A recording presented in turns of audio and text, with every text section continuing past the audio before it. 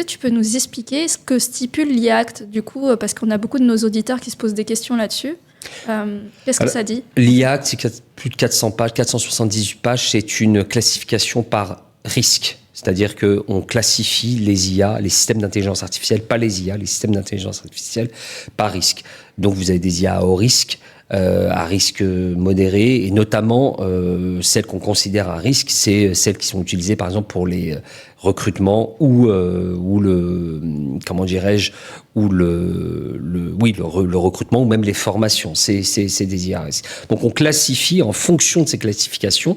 On impose certaines contraintes, notamment l'attribution d'un certificat, des logiques de transparence, des logiques de constitution d'une documentation technique. Tout ça, c'est ce que je vous disais un peu dans votre illustration, dans le cas qui est le vôtre, pour finalement apporter la preuve que si demain les choses se passaient mal, tout le processus a été respecté. C'est à peu près l'esprit. On classifie et on documente pour rendre le plus possible les modèles intelligibles et transparent.